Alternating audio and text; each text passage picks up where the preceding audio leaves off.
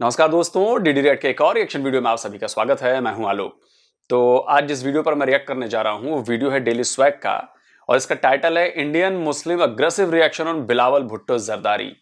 तो जैसा कि आप सबको पता है कि बिलावल भुट्टो जरदारी ने एकदम एक बचकाना सा बयान दिया है हमारे पीएम नरेंद्र मोदी को लेकर। और बचकाना इसलिए कह रहा हूं क्योंकि उनको समझ नहीं है डिप्लोमेसी की, उनको जरा भी समझ नहीं है। और ये जो पर्सनल अटैक किया है उनकी इमेज को खराब करने के लिए, ये उनकी फ्रस्ट्रेशन को झलकाता है कि पाकिस्तान किस तरह से फेल हो रहा है और ये उसकी फ्रस्ट्रेशन है। खैर, इस पर पाकिस्तान की जनता क्या कह रही है, मुझे तो लग रहा है कि जवाब मुझे पता है कि पाकिस्तान की जनता क्या कहेगी। तो चलिए देखते हैं।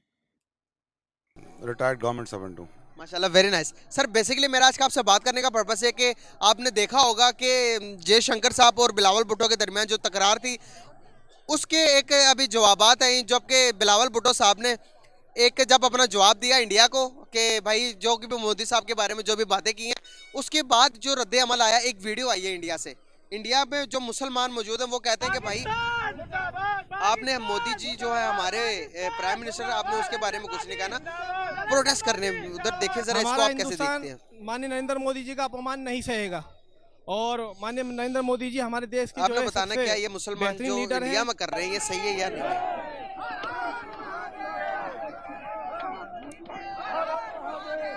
हमारे देश के प्रधानमंत्री के खिलाफ जो भी अपशब्द कहेगा उसको हम नहीं छोड़ेंगे, क्योंकि हमारा देश अब विश्व गुरु बनने के अग्रसर पर होने जा रहा है। विदेश मंत्री ने जो बयान दिया है बिलावल भुट्टो ने, उन्होंने प्रधानमंत्री पर बेहद आपत्तिजनक बयान दिया है। उन्होंने लादेन से तुलना करते हुए उन्हें कहा है कि वो तो मर गया लादेन तो, लेकिन मैं बोल भी नहीं सकता माइक पर जिस तरह की टिप्पणी की। आप किस तरीके से देखते हैं? हमारा हिंदुस्तान माननीय नरेंद्र मोदी जी का अपमान नहीं सहेगा और माननीय नरेंद्र मोदी जी हमारे देश के जो है सबसे बेहतरीन लीडर हैं और सबका साथ सबका विकास के साथ देश को चला रहे हैं। और तमाम मुसलमानों से मैं अपील करता हूं कि वो माननीय नरेंद्र मोदी जी का जो अपमान जरदारी और बीमारी ने बोला है उसका इलाज वो भारतीय मुसलमान निकल के इसका जवाब दें। भारत का मुसलमान भी गुस्से में है इस बयान के बाद। भारत का मुसलमान भी इस बात से तो मैं ये समझता हूँ कि हमें अपनी दुश्मनी ख़त्म करके आवाम के लिए सोचना चाहिए। हम माशी तौर पे तबाह हो चुके हुए हैं, हमें इन मसाइल से निकल के हमें एक सोल्यूशन की तरफ आना चाहिए। दोनों साइड से मैं ये कह रहा हूँ कि वो बैक एंड पे हों और मईशत हमारी बेहतर हो। इसके लिए मैं समझता हूँ कि दोनों कसूरवार हैं और दोनों की जो बात है वो अपने हैंड पे ठीक है। बिल्कुल सही। तो ये इस बयान के बाद, बिलावल भुट्टो के बयान के बाद, तो इंडिया के अंदर जो मुसलमान हैं उन्होंने प्रोटेस्ट किया कि भाई हम। अच्छा, आप कह रहे हैं कि दोनों तरह के बयान जो हैं वो ठीक हैं, तो क्या इस बात में कोई झूठी बात है कि ओसामा बिन लादेन आपके यहाँ नहीं था? क्या इस बात में कोई झूठ है कि ओसामा बिन लादेन को आपके यहाँ अमेरिकी सेना आपकी सेना की नाक के नीचे आके मार कर चली गई, आपकी सेना को पता भी नहीं चला, हवा भी नहीं लगी? तो ये झूठ है। क्या ये झूठ है कि आपके यहाँ 130 से ज्यादा यूनाइटेड नेशन के डेजिग्नेटेड टेररिस्ट जो हैं वो काम कर रहे हैं? क्या ये भी झूठ है? क्या ये भी झूठ है कि आपके यहाँ के लोग ओसामा बिन लादेन को हीरो मानते हैं? आपके पूर्व पीएम उन्हें शहीद करार दे चुके हैं। आपके यहां पर एक लाइब्रेरी का नाम ओसामा बिन लादेन के नाम पर रखा गया है। क्या ये भी झूठ है? तो जब आप दुनिया के आतंकवाद के सेंटर बने हुए, एपिक सेंटर बने हुए हो, तो इसमें जो बात जयशंकर साहब ने बोली वो क्या झूठ बोली उन्होंने और क्या गलत बोला उन्होंने? कोई साबित करके बता दे कि उन्होंने गलत बोला। और दूसरी तरफ बिलावल भुट्टो जरदारी ने जो बातें कही, क्या वो सही है? क्या किसी कोर्ट में साबित हुआ है ये? क्या किसी कहीं पे ये साबित हो चुका है, उनको दोषी माना गया है? क्या उनको किसी को सजा हुई है? लेकिन आप लोग इतने लो लेवल पे गिर गए हो, इतने लो लेवल पे गिर गए हो कि खैर, तो दुनिया पता चलेगा अभी आने वाले कुछ टाइम बाद कि उसका असर क्या हुआ है आपके ऊपर। हमारे जो प्राइम मिनिस्टर है वो सादिक और अमीन है, तो आप उनके बारे में गलत बात कर रहे हैं, तो ऐसी बात ना करें। तो उनका क्या मौक़िफ़ है उनके बारे में आपका? उनका वो लॉयल्टी जो है ना वो इंडिया के साथ है, उनका सही मौक़िफ़ है। जिस तरह हमारे यहाँ पे हिंदू हैं या सिख हैं वो हमारे पाकिस्तान के साथ हैं। जब कोई पाकिस्तान का मौक़िफ़ होगा तो वो हमें सपोर्ट करेंगे। तो इंडियन जो मुसलमान हैं वो इंडिया को सपोर्ट कर रहे हैं, तो उसमें कोई हर्ज नहीं, ठीक कर रहे हैं। सर, हम डेवलप नहीं हो पा रहे हैं। इंडिया की अभी 4th लार्जेस्ट इकोनॉमी बनने जा रही है वर्ल्ड की, 5th तो बनी हुई है। तो हमारी इकोनॉमी के बुरे हालात है, इसका कौन जिम्मेदार है? इसको हम कैसे ठीक कर सकते हैं? जी, वही बेसिक जो बात पहले हो चुकी हुई है। हमारा जो एस्टेब्लिशमेंट का रोल था या स्पेशली जो हमारे जिहादी फैक्टर था उसमें हमारी मईशत ख़राब हुई है, तो हम अभी भी उसको रोल बैक, उसको बैक साइड पे आएँ और अपनी मईशत पे तवज्जो दें तो हम भी उनसे आगे निकल सकते हैं। तो मेरे ख्याल में ये जो 70 साल की जो पॉलिटिक्स थी और स्पेशली जो 80s के बाद जो अफ़गानिस्तान के हवाले से या जो कश्मीर के जिहाद के हवाले से, इससे अगर हम एक साइड पे हटें, अमन की तरफ आएँ, माशी तौर पे हम अगर मजबूत हों तो फिर ही हम उसका मुकाबला कर सकेंगे। क्या हम इस टाइम मुकाबला कर सकते हैं इंडिया का? जी अभी तो नहीं कर सकते। अभी तो हमारी अपनी सियासी सूरत हाल जो है वो देख लेंगे। कोई एक फरीक भी वो अपने मफाद को एक साइड पे रखने की बजाय आपस की लड़ाई में लड़ रहा है। सर क्या मैसेज देना चाहेंगे दोनों मुल्कों को एक करने के लिए? इतने बड़े बड़े जो पॉलिटिशियंस जिनको हम फॉलो करते हैं, पूरे मुल्क को रिप्रेजेंट करते हैं, वो इस तरह के बयान देते हैं नफरत अंगेज, तो इससे क्या इमेज जा रहा है दोनों मुल्कों का वर्ल्ड वाइड के अंदर? जी मैं ये समझता हूँ कि ये नफ़रत को ख़त्म करके हमें मईशत की तरफ, अवाम की फलाह की तरफ कदम उठाना चाहिए। हमें जो टेंशन है उसको ख़त्म करनी चाहिए ताकि ये जो अवाम है इन मसाइल से निकले, और लड़ाई में इसमें हमारा कोई हल नहीं है, अमन में हमारी जो है ना वो बकाए। सर बहुत अच्छा लगा आपसे बात करके, थैंक यू सो मच। समझ आ गई? क्या समझ आई? देखिए, इंडियन मुस्लिम्स को अपनी लॉयल्टी प्रूव करने के लिए इंडिया के साथ उनको नारा लगाना पड़ता है, नाउज़ुबिल्लाह पाकिस्तान मुर्दाबाद, जो कि बहुत गलत बात है, ऐसा होना नहीं चाहिए। जहाँ तक बात रहती है बिलावल भुट्टो के बयान की, और बिलावल भुट्टो जहाँ तक, कब तक इस भुलावे में रहेंगे आप? उनको लॉयल्टी साबित करनी थी, उन्होंने 1947 में ही लॉयल्टी साबित कर दी।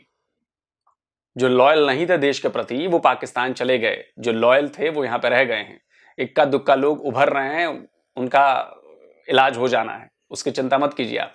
लेकिन बार बार ये कहना ना, जब भी आप ये इंडिया के मुसलमान ये सुनते होंगे कि जी पाकिस्तान की तरफ से बार बार कहा जाए कि लॉयल्टी लॉयल्टी, तो पाकिस्तानियों के खिलाफ गुस्सा और ज्यादा उनका भड़कता है कि आप कौन होते हो हमें ये बताने वाले कि हम किसके लिए लॉयल हैं। वो जिसके प्रति लॉयल हैं वो लॉयल हैं और उसी के प्रति काम कर रहे हैं वो। वो इंडिया में रहते हैं, इंडिया की सुख में, इंडिया के दुख में, इंडिया की डेवलपमेंट में, इंडिया की हर चीज में वो शामिल हैं, हर चीज में उनका योगदान है। तो आप उन्हें ज्ञान मत दीजिए। वो आपसे ज्यादा बेहतर हैं, वो आपसे ज्यादा अमीर है, वो आपसे ज्यादा शिक्षित हैं, वो आपसे ज्यादा समझदार हैं, और वो आपसे ज्यादा अच्छी तरह से इस्लाम को मानते हैं। आपकी तरह विक्टिम कार्ड और ये और वो और हर जगह लेके पहुंच जाना वो नहीं करते, वो तो जानते हैं। ठीक कहते हैं। Bilawal Bhutto in my opinion is the best foreign minister Pakistan has ever had. इससे प्रीवियसली अपने पास थे शाह महमूद कुरैशी, उन्होंने भी कोई जज्बाती बयान दिए थे, लेकिन उनके बयान में वो वज़न नहीं था जो बिलावल भुट्टो रखते हैं। बिलावल भुट्टो इंशाल्लाह पाकिस्तान के लिए बहुत, आई थिंक, कारआमद साबित होंगे। I have great believe in Bilawal, even तो मैं पीपल्स पार्टी का सपोर्टर नहीं हूँ, but I believe in Bilawal. अच्छा जी, चलिए, अच्छी बात है कि आप बिलावल पर यकीन करें, लेकिन यह भी यकीन करें कि जिस लेवल पर आकर, जिस लो लेवल पर आकर बिलावल भुट्टो ने बतौर पाकिस्तान के विदेश मंत्री हमारे पीएम के खिलाफ जो बयान दिया है, उससे पूरी दुनिया को पता चल गया है कि बिलावल कितने पानी में है और पाकिस्तान कितने पानी में है। पूरी दुनिया को पता चल गया है। और आप लोग की सबसे बड़ी दिक्कत यही है कि आप लोग सच्चाई को स्वीकार नहीं करते, आप लोग मानते नहीं है कि आप गलत काम कर रहे हैं, आपने गलत किया है। और बिलावल के इस बयान के बाद पाकिस्तान को वर्ल्ड लेवल पर कितना बड़ा नुकसान होगा, इसका अंदाजा आपको अभी हो नहीं रहा है। आने वाले वक्त में धीरे धीरे आपको पता चलेगा कि बिलावल का यह बयान जो है वो बेहद घटिया श्रेणी का था, बहुत घटिया था। और जब वर्ल्ड लेवल डिप्लोमेसी की बात होगी तो घटिया बयानों में से एक में शामिल किया जाएगा और इसका बड़ा जबरदस्त असर होगा। और ऐसा इसलिए है, मैं हमेशा इसलिए कहता हूं, क्यों अच्छी पढ़ाई ज्यादा जरूरी है। अच्छी पढ़ाई से भी ज्यादा जरूरी है कि आपकी सोच कैसी डेवलप हो रही है।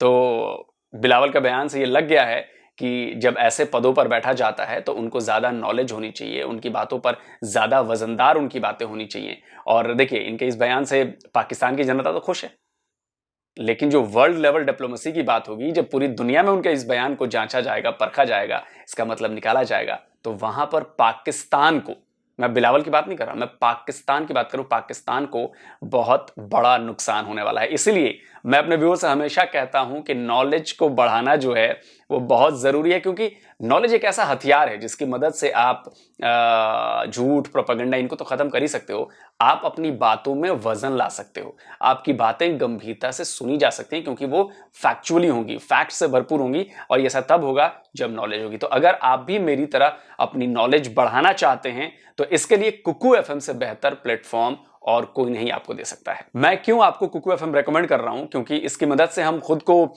एजुकेट कर सकते हैं, खुद को नॉलेजेबल बना सकते हैं, क्योंकि कुकू एफएम पर आपको 10,000 से भी ज्यादा ऑडियो शोज की लाइब्रेरी मिलेगी, वो भी हिंदी, अंग्रेजी सहित कई अलग अलग लैंग्वेजेस में। और यही नहीं, आपको यहां पर हर फील्ड से जुड़ी नॉलेज मिलेगी, फिर चाहे वो न्यूज हो, बिजनेस हो, हिस्ट्री हो, स्पोर्ट्स हो, हर सब्जेक्ट से जुड़ी ऑडियो बुक्स और बुक समरी कुकू एफएम पर मौजूद है और यहां पर आप उनको सुन सकते हैं। और जैसा कि मैं आपको हमेशा बताता हूं कि ऑडियो बुक्स और बुक समरी सुनने का सबसे बड़ा फायदा यह है कि ये बहुत ज्यादा सस्ती हैं और इनके लिए आपको अलग से टाइम निकालने की जरूरत नहीं पड़ती। मतलब आप ट्रेन में हो, आप बस में हो, आप ऑटो में हो, आप कैब में हो, आप कहीं जा रहे हो, बैठे हो, कुछ और काम कर रहे हो, वहां पर वो कान में लगाकर आप सुन सकते हैं। तो इसका मतलब है कि काफी सारा ये आपका वक्त जो है कुकू एफएम की ऑडियो बुक्स और बुक समरी बचा देती है। अच्छा, 2022 खत्म हो रहा है और 2023 आने वाला है, तो आपको नए साल के लिए कोई गोल भी तो सेट करना होगा, कोई पर्सनल गोल भी तो सेट करेंगे आप। तो इस बार आप गोल सेट करिए कि जी मुझे अपनी नॉलेज बढ़ानी है, और इस पर्सनल गोल को पूरा करने में कुकू एफएम आपकी मदद कर सकता है। डीडी रिएक्ट के दर्शकों के लिए कुकू एफएम पर एक खास ऑफर भी मौजूद है। तो अगर आप DDR50 का जो मेरा कूपन कोड है इसका इस्तेमाल करेंगे तो आपको एनुअल मेंबरशिप में 50% का डिस्काउंट मिलेगा। तो समझ रहे हैं, बहुत बड़ा फायदा है ये। तो कुकू एफएम के इस शानदार ऑफर का फायदा उठाइए, अपनी नॉलेज को और ज्यादा बढ़ाइए। इसका लिंक मैंने कमेंट और डिस्क्रिप्शन बॉक्स दोनों जगहों पर दिया हुआ है। तो आगे बढ़ते हैं और देखते हैं कि इस वीडियो में पाकिस्तानी और क्या कह रहे हैं।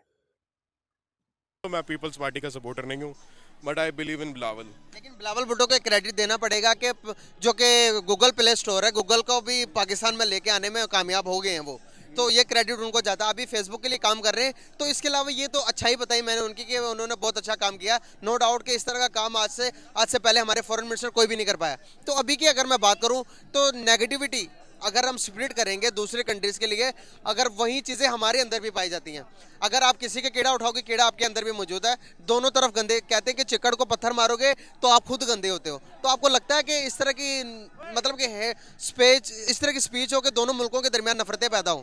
पहले जयशंकर साहब ने शुरू किया था तो उसका रिटर्न जवाब दिया, मैं मानता हूँ इस बात का रिटर्न जवाब दिया। लेकिन क्या हमें चाहिए कि दो इतने बड़े बड़े लीडर्स जो कि दोनों मुल्कों को रिप्रेजेंट कर रहे हैं और हेट स्पीच करें इस तरह की? नहीं, हेट स्पीच से तो हमें पीछे रहना चाहिए, लेकिन फिर भी हमें अपने गिरबान में भी झांकना चाहिए। हमारे यहाँ भी पिछले 1-2 सालों में बहुत ऐसे ऐसे वाक़यात हुए हैं जिनकी वजह से हम पूरे इंटरनेशनल फोरम पर शर्मिंदा होकर आ गए। आपको पता होगा सियालकोट वाला वाक़या, इस तरह के वाक़या। तो हमें ना इस तरह गुरेज करना चाहिए। अलबत्ता जहाँ तक बात रहती है टेररिज्म की, तो बिलावल भुट्टो बिल्कुल सही है। गुजरात में 2002 में गालबन राइट्स हुई थी, मोदी उनका था कारगन, तो बिलावल भुट्टो इस मामले में काफ़ी सही है।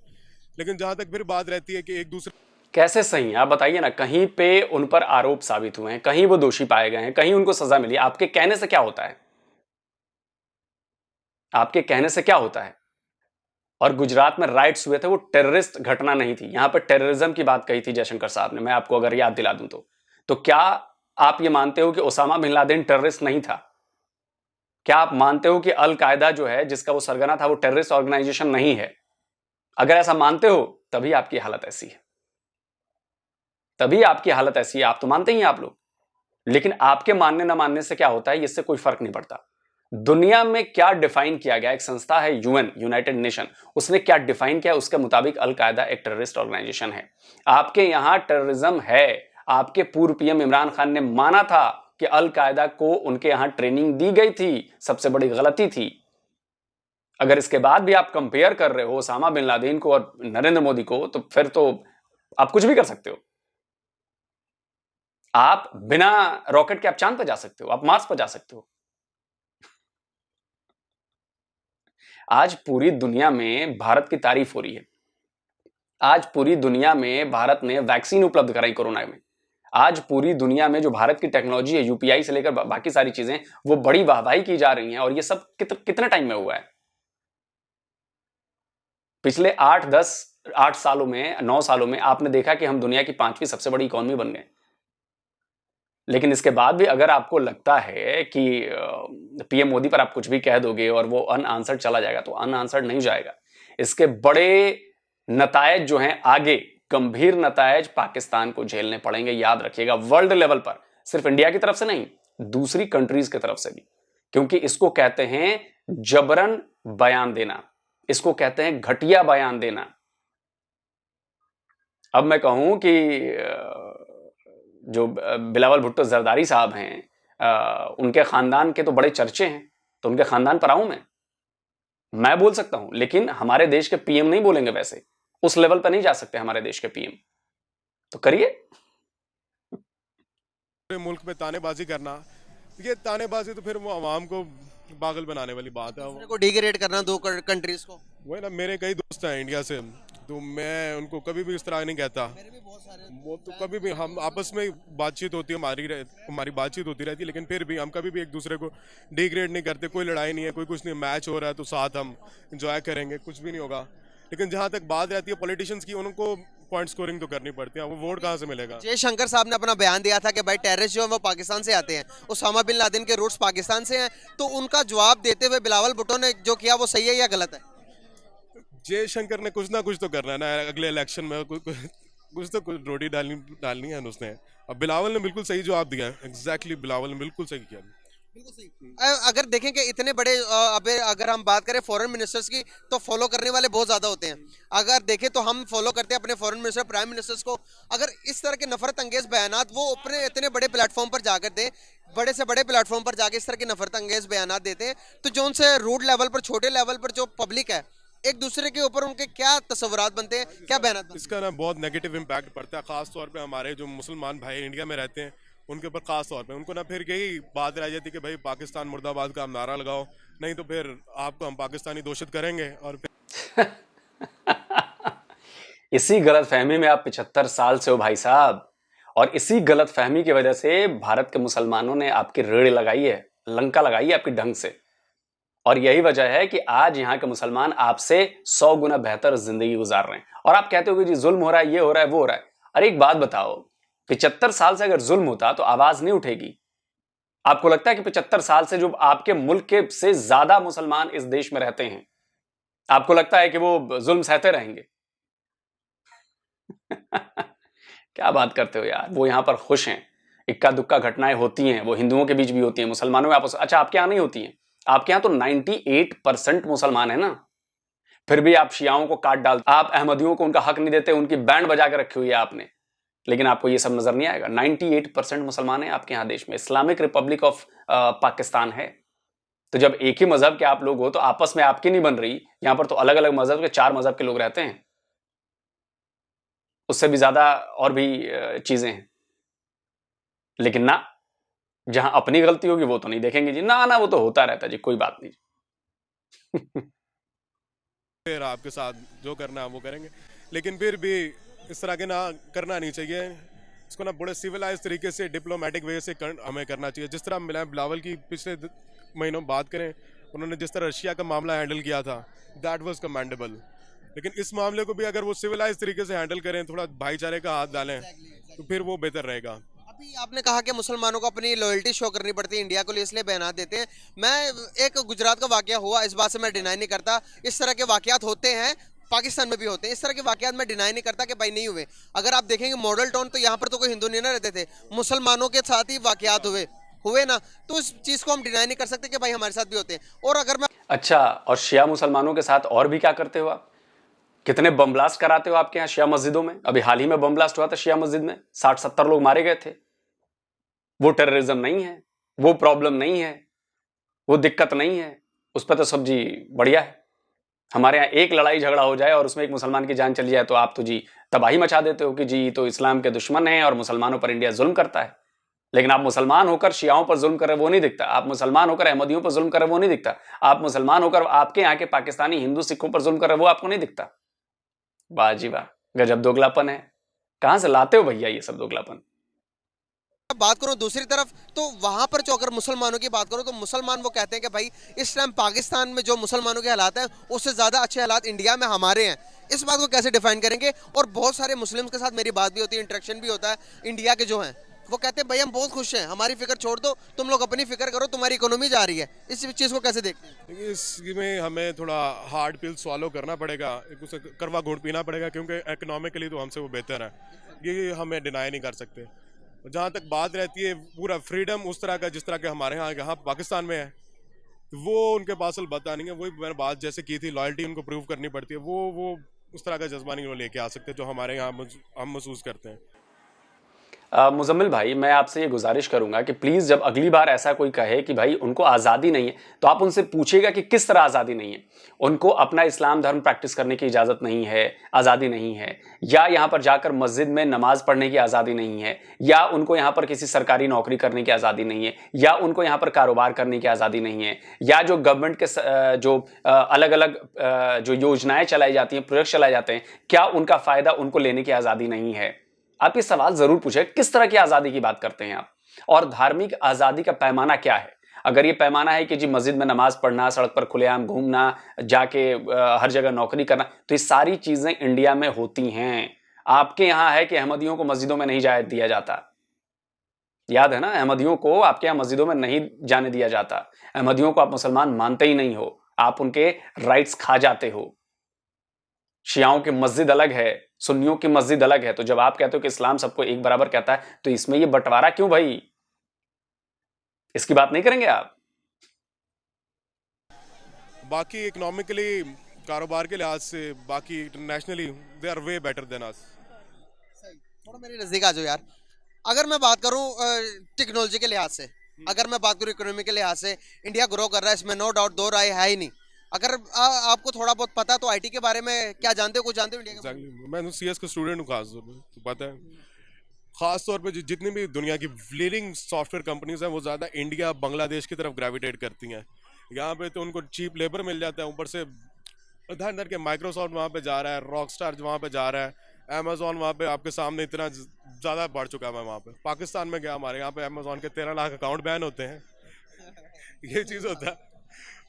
13 लाख अकाउंट के बारे में कहते हैं कि अफवाह है ये एक, लेकिन आपने कहीं देखा हो कि अमेजोन ने खुद ऑफिशियली तौर पर ये स्टेटमेंट दी हो कि भाई पाकिस्तान के जो 1300 अकाउंट्स हैं वो बंद किए हैं? इस तरह के कोई आपने असल में गए कि अमेजोन ऑफिशियली अब जाके लॉन्च हुआ। पिछले 3 सालों से जो उसके कोर्सेज भेज रहे थे, वो इसको अनऑफिशियली तरीके से चला रहे थे काम यहाँ पे। तो अब जाहिर बात है, वो ऑफिशियली जाके फोरम पे आपको बताएंगे नहीं कि हमने आपके 13 लाख बैन किए हैं, अनऑफिशियली बैन करेंगे वो चुप गए। बिल्कुल सही। बहुत शुक्रिया यार, बहुत अच्छा लगा आपसे बात करके। Thank you so much bro, and nice to talk with you. पहली बात तो ये है कि जो बिलावल साहब ने स्टेटमेंट दी ना, वो बड़ी करेक्ट स्टेटमेंट थी। एंड आई थिंक मेरे ख्याल में जो एक पाकिस्तानी को या एज ए फॉरेन मिनिस्टर को यही स्टेटमेंट देनी चाहिए थी।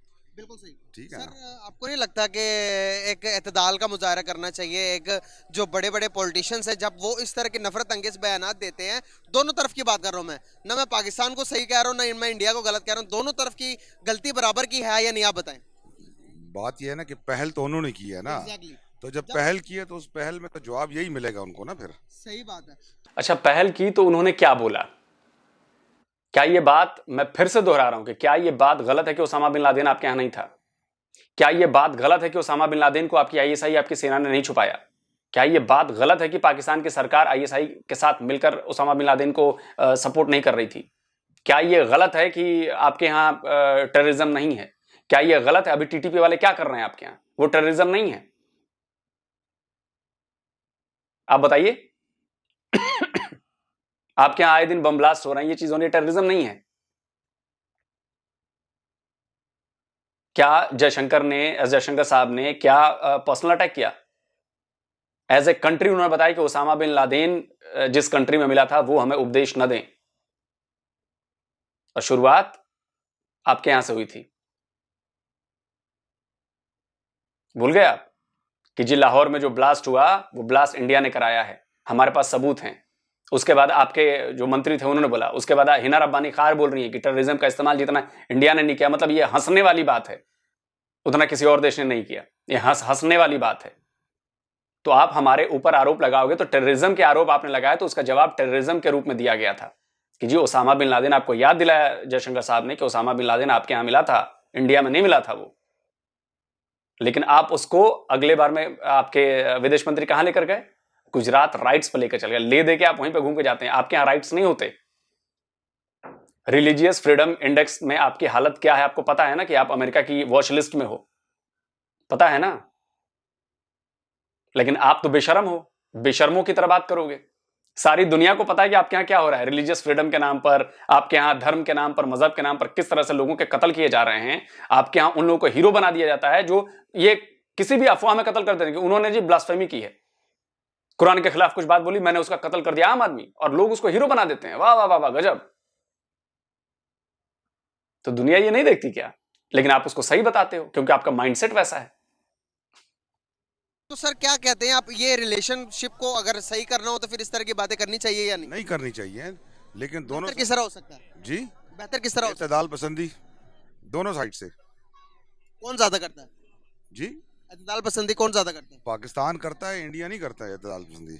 इंडिया क्या करता है? इंडिया तो प्रोवोकेट करता है पाकिस्तानियों को, सही ठीक है, और किसी भी पाकिस्तानी को जब प्रोवोकेट करेगा तो उसका जवाब यही होगा।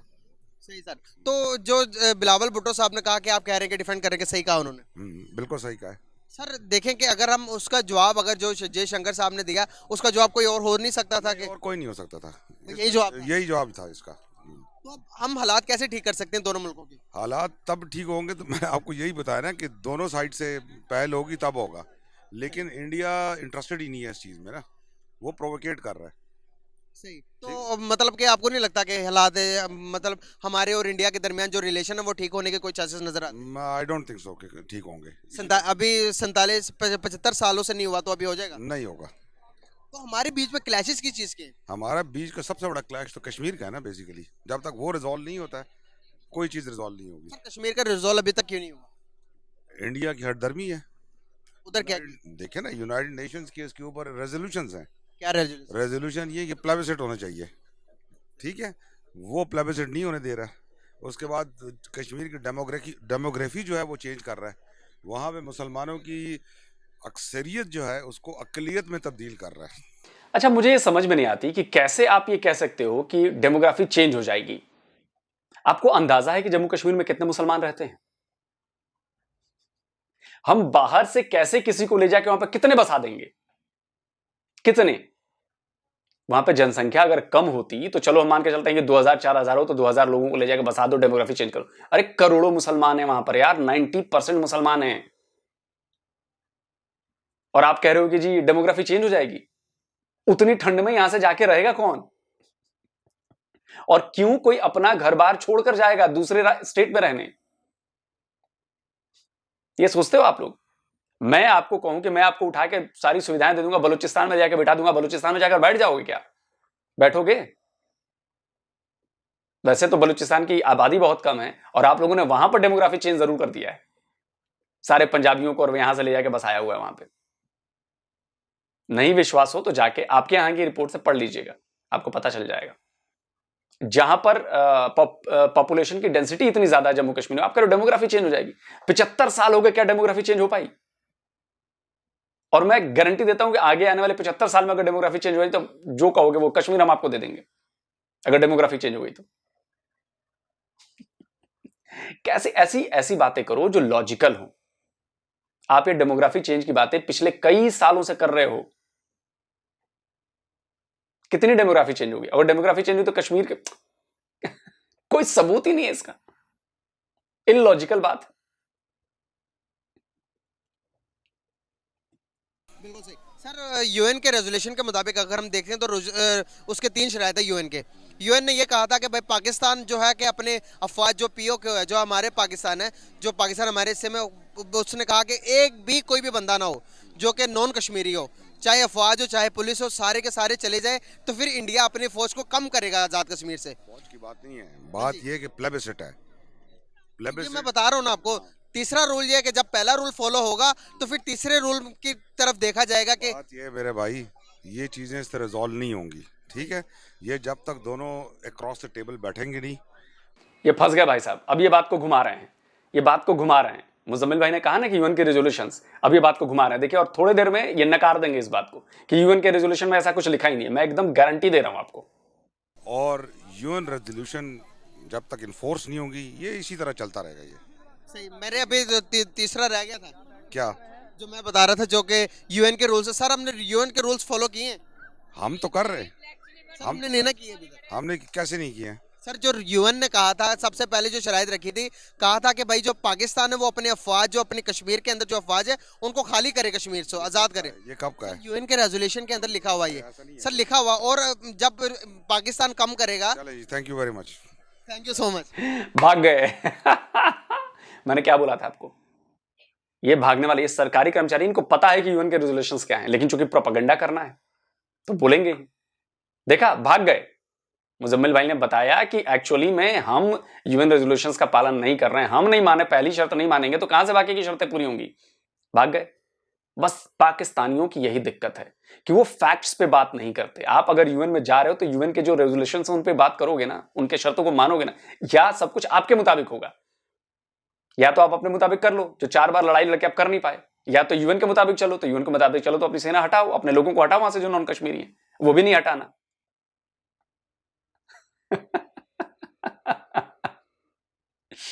कमाल की बात है यार, कमाल की बात है। आप लोगों को आइडिया नहीं है कि कश्मीर के आपके जबरदस्ती वाला जो मुद्दा बनाया हुआ कश्मीर के लिए कितना बड़ा नुकसान कर चुका है ये मुद्दा आपके देश के लिए, आपके देश के लोगों के लिए। तबाह हो चुके हो आप लोग कश्मीर के नाम पर जिहाद करते करते। और एक भाई ने वो कहा था वीडियो में, कश्मीर के नाम पर माना कि चलो जिहाद कर रहे हैं। दुनिया सब देखती है और इसका असर, आप ये मत सोचिए कि बिलावल भुट्टो ने ऐसा बयान दे दिया है तो इसका असर सिर्फ इंडिया की तरफ से आएगा। आपका असर फिर से इकोनॉमी पे पड़ेगा, आपका असर आपके बिजनेस पे पड़ेगा, आपका असर आपके दूसरे देशों से संबंधों पर पड़ेगा। इस बयान का असर ऐसा लग रहा है जैसे चौथी क्लास में गली में घूमते हुए बच्चा बयान दे रहा है विदेश मंत्री होकर। आप सोचिए।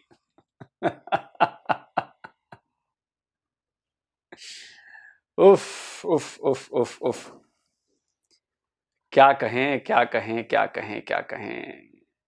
बिलावल साहब भूल गए कि उनके नाना जी बड़े भुट्टो साहब, इसी सेना ने टांगा था आपके नाना को, टांग दिया था।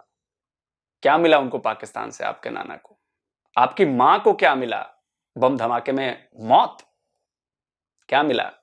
इसके बाद भी अगर आपको लगता है कि आपकी इज्जत है आपके अपने पाकिस्तान में, तो शर्म कीजिए। इतना कुछ होने के बाद, आपकी फैमिली के साथ इतना कुछ हुआ, तब भी आप पाकिस्तान नहीं छोड़ रहे हो, तब भी आप नहीं कहते कि जी पाकिस्तान में जुल्म होता है, आपकी फैमिली के ऊपर इतना कुछ हुआ, मारे गए आपके नाना और आपकी मां। लेकिन जहां भारत में मुसलमानों को कुछ नहीं हो रहा, उसको आपको लगता है कि मुसलमानों पर जुल्म हो रहा है। अरे सबसे बड़ा जुल्म तो आपके देश ने, आपकी सेना ने आपके खानदान पे की, भुट्टो साहब, जरदारी साहब। लेकिन उसके बाद भी आप बोलोगे नहीं। और रही बात, तो याद रखिएगा, मेरी बातों को नोट करके रखिएगा, बहुत भारी बड़ी कीमत आप लोग चुकाएंगे अगले 4 से 5 साल में। बहुत भारी, धीरे धीरे हर सेक्टर में। बहुत, जिस तरह की बयानबाजी आप लोगों ने की है ना, बहुत भारी कीमत। आप लोगों को बहुत मजा आ रहा होगा इस वक्त अभी आप लोगों को, अरे शेर है हमारा बिलावल, शेर है, क्या बयान दिया उसने, बोलती बंद कर दी है। बोलती बंद नहीं की है। जो बड़े देश डिप्लोमेसी का खेल खेलते हैं ना, वो बड़े आराम से, प्यार से, कब आपके पैरों तले की जमीन को काट कर निकाल कर गड्ढा बना देंगे जिसमें आपको डुबो देंगे, आपको आइडिया भी नहीं है। और इंडिया ने पिछले 75 साल में आपके साथ बहुत ऐसा ही किया है। आपको धीरे धीरे खत्म हो गए। और ये प्रोवोकेशन भी जानबूझकर हुई, मुझे तो लगता है कि ऐसा कोई उल्टा पुल्टा बयान आए और उसके बाद बस उस बयान को पकड़कर और फिर आपका काम हो जाएगा। तो देखते रहिए, अभी बहुत कुछ होना बाकी है। वीडियो खत्म करने का वक्त आ गया, लेकिन उससे पहले आपको एक बार फिर से याद दिला दूं कि अगर आपको भी अपनी नॉलेज मेरी तरह करनी है तो आपको QFM पर जाइए और उसकी मेंबरशिप जो है वो फौरन ले लीजिए। और हाँ, मेरे कोड DDR50 का इस्तेमाल करना मत भूलिएगा, क्योंकि इससे आपको मिलेगा एनुअल मेंबरशिप पर 50% का डिस्काउंट। इसका लिंक मैंने डिस्क्रिप्शन और कमेंट बॉक्स दोनों जगहों पर दिया हुआ है। तो जल्दी मिलता हूं एक और नए वीडियो के साथ। नमस्कार, जय हिंद।